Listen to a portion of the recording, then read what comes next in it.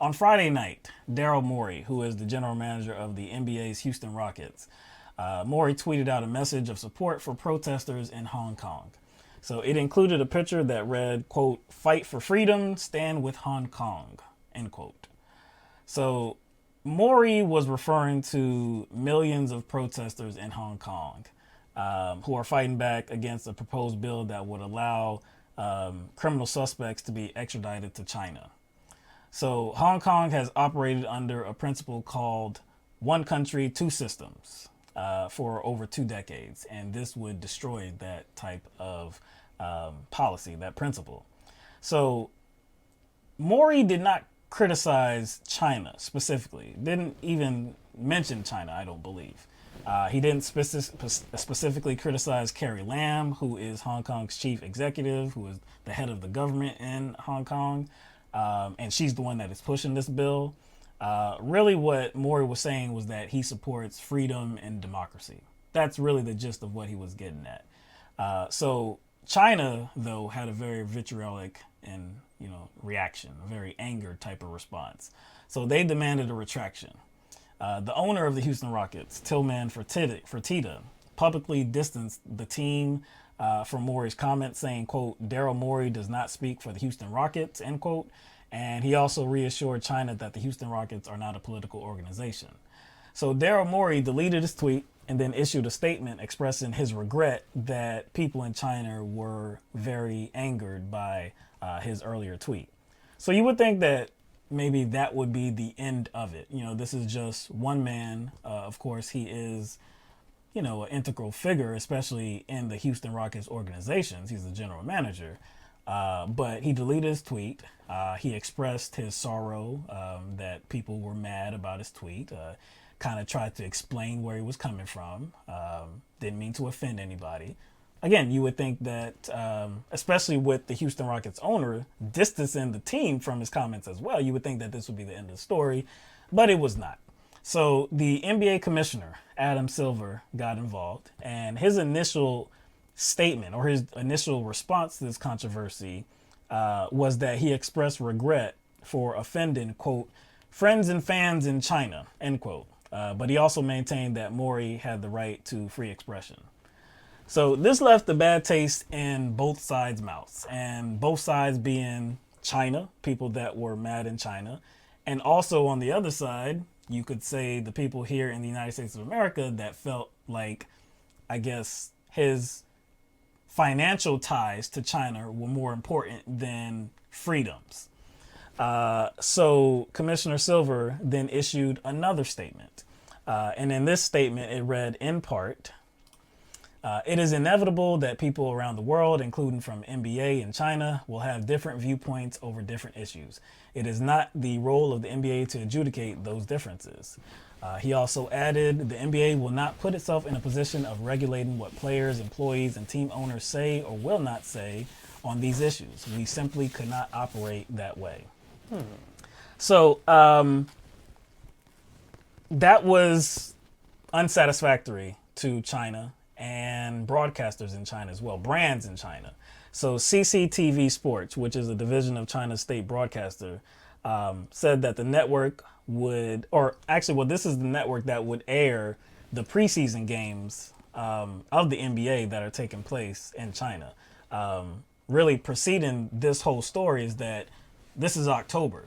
So this is the preseason time for the NBA games. And there were 2 games set to take place in China. One was set to take place today on Thursday in China. And actually both games feature the Brooklyn Nets and the Los Angeles Lakers. So again, that preceded, that served as the backdrop for all of this controversy. So again, CCTV Sports, which is the network that would have aired these games, they responded to Adam Silver's latest comment, or his latest response, by saying, "We believe any remarks that challenge national sovereignty and social stability do not belong to the category of free speech." So again, there's still this angst, there's still this animosity. Chinese brands have been suspending their ties to the Houston Rockets. Broadcasters have said that they won't televise Rockets games. Multiple NBA events in China were canceled. There were a lot of banners that were up, and I guess around China, around the city that they were in. Actually, it was 2 locations that the games were due to take place. But of course, these signs and all of these different functions in China, of course, they had different types of displays, and they were just ripping those down. This was just something that it just happened so fast, and it seemed as China was just trying to undo all of their connections to the NBA and to the Houston Rockets. So the game on Thursday, again, with the Brooklyn Nets and Los Angeles Lakers, that did take place. It did go ahead and take place. There was a lot of speculation that it might be canceled, but it went ahead as planned, but with some restrictions. So there was supposed to be a pregame press conference with the commissioner of the NBA, Adam Silver. That was canceled. Any media availability with the players or coaches after the game, nope, that was shelved. That was canceled. There was some reports of how there were maybe some people in the stands with some words of like support for Hong Kong or something like that, and that was confiscated. So like I said, it went ahead as planned, but like I said, not without some incidents. And so the next game is still due to take place, I believe, on Saturday, again featuring the same teams, and I guess presumably will have the same restrictions in place, because my feeling, and probably everybody else's feeling, is that China does not want to hear any other type of, I guess, alternative or position. Support for Hong Kong and the protesters. They don't want to hear that anymore. So that's where we are right now. Again, there are 2 sides to this, and definitely one side is China, which they're upset and they feel like their sovereignty is being threatened, because Hong Kong is in China, but it is its own kind of district, region. It is a city in China, but again, like the principle that I quoted, one country, 2 systems, they kind of deal with their own thing. Kind of like Catalonia in Spain. They have their own thing. And so this proposed bill where Hong Kong, the criminal suspect, could just be extradited to China, that really rubbed millions of people in Hong Kong the wrong way, and they didn't want that to take place. So of course, millions of them were protesting. I believe the bill is now shelved for the time being, although the chief executive, I believe she still wants it to go through. So like I said, that's one side, China, but the other side is residents in the United States, and maybe elsewhere as well, just feeling like the NBA is more interested in the dollar than protecting rights and freedoms and protesters that are actually fighting for those things. I can see where people are coming from, taking that the position you kind of just outlined.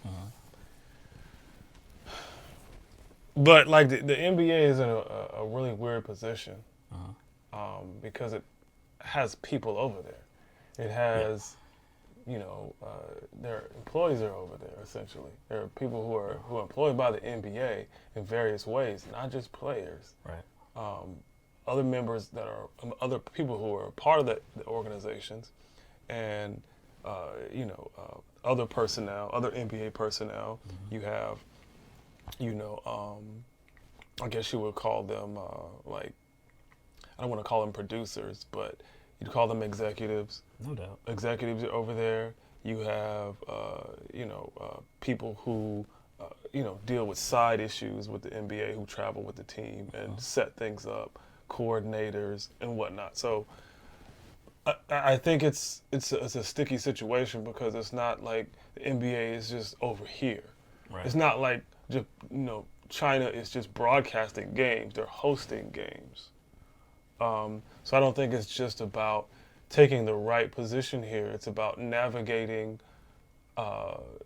what you do and what could be the result of what you do. Right. And how much power and how much leverage you actually have over there. See, the NBA has more leverage over here. So I hear a lot of people being mad at the NBA for not taking a more firm position. But I think, interesting enough, Trump had something negative to say to Steve Kerr about Steve Kerr. Well, hold about, on. We'll get to that. We got to show the videos first. Okay, yeah. But the reason why I wanted to highlight that is because I was talking about the leverage the NBA has and what could be used, or the NBA could use as leverage to take a more, I guess, a concrete position is the United States government. You see what I'm saying? Right now, they truly don't have leverage because they don't really have, they just don't have any. I don't think they have any leverage over there. They're not really in power. They're not in control of things over there. So that may be dictating like how they move and what moves they feel that they can make. It would just be good if they had, a president, or if they had a government on their side. Right. This all happened like a storm. Again, when reading Commissioner Adam Silver's first comments, they didn't rub me the right way either, because it was way too, weak, really. And I think anybody would agree with that. It was way too, accommodating to the Chinese, where I didn't find anything wrong with what Maury had to say. And even if you did have some kind of feeling about that, he deleted the tweet. He kind of tried to rectify it, kind of like a quasi type of apology, something like that, just trying to say that he didn't want to, offend anybody, this and that. It should have been the end of the story. So that it took on this life, and that, it ended up where different brands in China are now against the NBA and are against Houston, and events are canceled, and all this while you have NBA executives there, you have teams that are right there. So, of course you want the response from them. How are they dealing with this? What do they feel about it? I have to give some leeway to the response, because like you said, they are there right now. That's one. They're there right now. They're dealing with this. It's something that I don't think they could have seen coming. But another part of this is definitely financial as well. You have to admit that there is some aspect where the NBA does have to look out for the financial concerns. So there is one media company that is in China, a Chinese media company, which has entered into an agreement with the NBA that I think was a $1.5 billion agreement, I think over 5 years. So there is some serious money between the NBA and China. This relationship has been cultivated over a very long time. Basketball, NBA basketball in China is very, very big. So when you see something so controversial take a life of its own, and now events are being canceled, and Houston Rockets games are being pulled from broadcast, and there's all of these statements by the Chinese government and this and that, it's something where I can understand the NBA trying to kind of tiptoe around and not, at least at this point, while they're still over there in China, be so, I guess, flagrant and, aggressive in their response. Like I said, it didn't rub me the right way. Adam Silver's first comments, his later comments, that second statement that he made was better. I would say that it was better, because he's still saying that, hey, we're not going to operate. The NBA is not going to operate in which we're trying to muzzle players. We're not going to do that. We cannot operate that way. We won't operate that way. So in that regard, that was absolutely the right statement to make. Now, of course, Adam Silver is not the only person that is being requested to make some type of comment about this. Steve Kerr, who has been outspoken on other issues, the Golden State Warriors head coach, he has been asked about his feelings about this as well. So we have a video of him responding to this. Steve, obviously the big story in the league right now is Daryl Morey's tweet and everything going on with China. Do you have any thoughts on that situation? Actually, I don't. I mean, it's a really bizarre international story, and a lot of us don't know what to make of it. So it's something I'm reading about, and just like everybody is, but I'm not going to comment further than that. How challenging is that for you at this point? I mean, I'm sure there's you may want to comment on something. No, I mean, actually, what I've found is that it's easy to speak on issues that I'm passionate about and that I feel like I'm well versed on, and I've found that it makes the most sense to stick to topics that fall in that category. So I try to keep my comments to those things, but so it's not difficult. It's more I'm just trying to learn. My brother-in-law is actually a Chinese history professor, and I emailed him today to tell me what I should be learning about all this and what's happening. So I'm trying to learn just like everybody else is. Steve, to that point, has the league said anything to coaches and players about not saying anything? No, nobody has said anything to us from the league or from the organization about whether we can comment or not comment. So. Now, believe it or not, Steve Kerr is getting a lot of pushback, a lot of blowback, a lot of criticism for his non-comments comments. Because, of course, as you heard, Steve Kerr didn't really comment on what's going on. He said he really didn't have enough knowledge to make an informed comment. He said he's reading, he's trying to learn just like everybody else. He said he had that, I believe he said he had a brother-in-law that's a Chinese history professor, I believe he said, and he emailed him about what he needs to know and this and that. But he's not going to make an uninformed comment and sound either offensive, maybe stupid, ignorant, anything like that. He thinks that would be inappropriate. I tend to agree with him. Look, the whole issue with Hong Kong, because this is really what this is about, why the protesters are out there protesting and why they're mad about this proposed bill by the chief executive in Hong Kong. I can't tell you that I was very knowledgeable about this before all of this controversy was set off in China with the NBA. I can't tell you that I was very knowledgeable about it at all. It took quite a while to actually go through it and say, okay, well, and even though I know some things about it, to act like I know everything that there is to know, like to act like I know the total history of Hong Kong and China, that relationship and this proposed bill and really everything that they're feeling in this. No, that would be, I would be lying if I said that.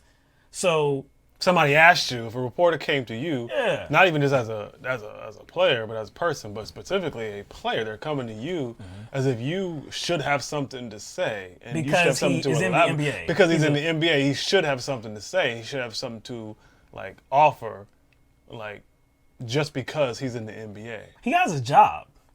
I mean, like this is look. We all should be pretty informed of many issues. Not just nationally, or really I can start at a lower level. Your community issues, state issues, national issues, global issues. We should all try to make an effort to be as informed as possible, but let's be honest, a lot of us don't have that amount of time. Steve Kerr is the head coach of the Golden State Warriors. This is preseason time. This is the time where there's a lot of work, a lot of practicing. You have a new team. You have a lot of kinks to work out. Does he have the time to research what's going on? Did he have the time to do that before this reporter asked him the question? I don't know. But again, they want him to come. There's a lot of people that don't know what's even going on and why these protesters are mad. They don't know why China's mad. Here's a real issue. Here's a real issue. It doesn't really, I don't think this issue really matters to people, especially people who have a problem with it. They seem to come from a specific camp, a specific group of people who already have an issue with Steve Kerr. What people are really mad about are his other opinions, because everything I've seen on social media has been, he's spoken about the president, he's spoken about, I don't know, police brutality. He's spoken about racism. Why can't he speak about this? It just seems very... You know what? We have that clip. So you just referenced what President Trump had to say about Steve Kerr, right? And he also talked about... Because that's what people were saying. Yeah. So he also talked about the San Antonio Spurs head coach, Greg Popovich, as well. We're going to let Trump do his talking, and then we'll come back. Are the Chinese wrong to be putting pressure on the NBA, sir, Well, the NBA is a different thing. I mean, I watch this guy, Steve Kerr, and he was like a little boy. He was so scared to be even answering the question. He couldn't answer the question. He was shaking. I don't know. I don't know. He didn't know how to answer the question. And yet he'll talk about the United States very badly. I watched Popovich, sort of the same thing, but he didn't look quite as scared, actually. But they talk badly about the United States, but when it talks about China, they don't want to say anything bad. I thought it was pretty sad, actually. So are you okay? It'll be very interesting. Excuse me? Are you okay then with the Chinese government pressuring the NBA over Hong Kong? They have to work out their own situation. The NBA's, they know what they're doing, but I watched the way that, like, Kerr, and Popovich, and some of the others were pandering to China, and yet to our own country, they don't. It's like they don't respect it. It's like they don't respect it. I said, what a difference. Isn't it sad? It's very sad. To me, it's very sad. John? Pandering to China is, I'm not sure if I caught that based on what Steve Kerr said in his comments. There has been some pandering to China in the form of businesses. We can say that, but I mean, you may even be able to say that the NBA, in their statement, Adam Silver, his initial comment, may have looked like some pandering in which he was trying to play both sides of the fence. It wasn't a good look. Maybe you can make the case that, yeah, he was pandering. That wasn't a good look. I'd agree with you. The second statement was a little bit more forceful. I agree with that a little bit more. But Steve Kerr's comments, was he pandering to China? He didn't say anything. No, it just seems like, again, Trump's position on this is completely based on how he feels about Steve Kerr. So he can invent what he wants. Yes. Because Steve Kerr has, something negative to say pertaining to him, and the Golden State Warriors didn't want to come to the White House, so he has a grudge with Steve Kerr. And just like everything that Trump says and whoever he has a grudge with, it always filters out to his supporters. Mm-hmm. So everybody's like mad at Steve Kerr for not saying anything because he says things. He makes statements about other subjects, and I'm just like so. Since he's not coming from a place of ignorance in regard to a matter in another country, that means he should not be able to bring up issues that are relevant to the country he lives in. And that he's knowledgeable about. He's knowledgeable about. That's kind of what Trump's position is here. Hey, since you talk about issues that you understand or you think you understand about issues that are relevant to the country you live in, then you must give kind of unfounded opinions, and you must issue positions based from a place of ignorance in regard to issues in another country. That's basically what he said. That's basically, but if you think about, that's what Trump does. He just talked out of his mouth regardless of what he knows. So I guess he's expecting everybody else to do that. I don't even think that's the case. I think it's just not just the case with Trump, but the case with the people who have followed Trump's lead on this. Mm-hmm. They don't care about Steve Kerr's or the NBA's view on this issue. Steve Kerr is the center of this, not the NBA. Right. They're mad about the other issues that Steve Kerr talks about. They're mad at those positions because people have been bringing those two positions up, the two or three main positions. They're bringing those up. I'm like, why are you bringing those issues up? And first of all, I watch Steve Kerr a lot in interviews. He talks about a lot of different things too. So why are they just bringing those two things up? They're just kind of criticizing him on this issue as a proxy to kind of passively express their grievance about those other issues Steve Kerr talks about. But you said something interesting, though, about President Trump. You said that what President Trump does is exactly what he wanted somebody like Steve Kerr to do. President Trump talks out of both sides of his mouth. He talks with ignorance when he's not really informed about the issues, right? But did he do that here? No, he did not. The question to him was, do you think it was okay for China to be pressuring the NBA like they have been? He said that Steve Kerr was acting so scared and couldn't say anything about it. He was just shaking, right? But he said, actually, he passed on the question. He didn't even answer the question. And then the reporter had to ask it of him again. And then Trump responded, Well, they have to work out their own situation. That's not an answer. That's not an answer. Somebody was asking for your opinion on the matter. Is it appropriate? And you just passed. And see, here's the thing. Here's the thing. Isn't that what Steve Kerr did? Because he doesn't know. He doesn't know how to answer that question intelligently. But see, if Steve Kerr would have initially said something, and he initially offered like maybe kind of a nugget of any kind of opinion, and then he was asked about it, and then he was tight-lipped, then that would have been like, oh, like what was that about? Yeah. That would have made sense for Trump to have that position. But here you have Trump being all like boastful about like, oh, look at these weenies over here. Look at this big weenie, this Right. little guy, Kerr. And so once you go there, you then have to back that up. You can't just say, well, we'll let them work that out. Yeah. So it seemed like he was the one who shied up. away from a question. He Why didn't you did. speak up? Exactly. You know what would help? A president that kind of doesn't, I guess, prioritize pounding his chest and creating beef. Right. A president who doesn't do those things could possibly be be a Leader? I guess like have kind of a coalition factor to him. Right. But I mean, I don't think he has that trait anyway. Because all he is about starting beef. Like he could actually step in front of this, but all he wants to do is just be like, look at Steve Kerr. Steve Kerr. Oh, he's a little guy. weak. So weak. We'll let them deal with it. I was So like, scared. Yo, I'm like, dude, this has to do with a large